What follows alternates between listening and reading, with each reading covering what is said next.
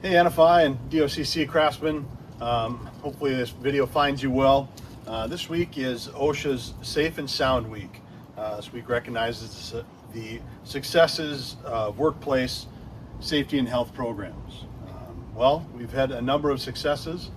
Really, we've had just successful years with NFI and DOCC.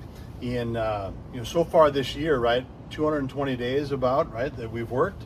That's over 50,000 man hours that have worked, and we've only had 5 guys get injured, and all those guys are healthy and doing well today. So bravo to you. That's great.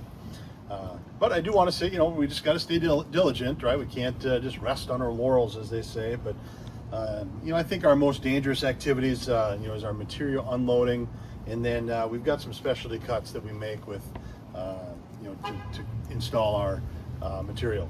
But material unloading, I've seen some pictures of those semis coming to the job sites, and wow, they're full. You couldn't get any more stuff in there, and we're doing great. Using dollies, using carts, and getting the stuff off the semis, using our boom lifts and stuff. But I just want to encourage you, maybe even empower you, that trust your instincts, right?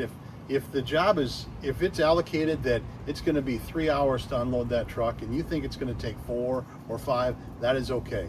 We want to do it safe, right? Because we understand that those trucks come to us and they don't care about us on the other end. They just want to get the stuff out of the shop. But so want to empower you to use your gut, and if you need more time, take that, and communicate that with your project manager, account manager. I think it's going to go okay.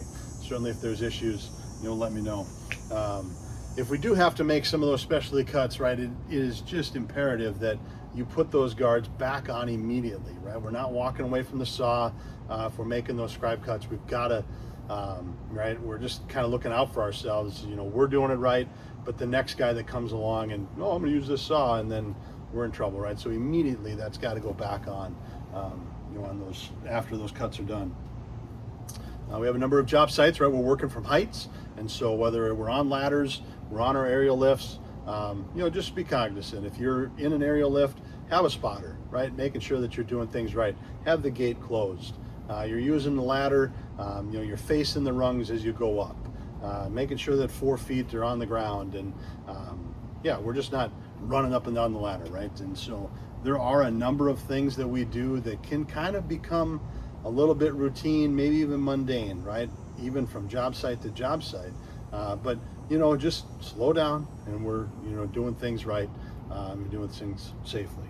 So last thing I want to talk about is that on the employee internet, you'll see that we've got an updated drug use policy, and we've updated it with cannabis, right? Across the country, many states are making it legal.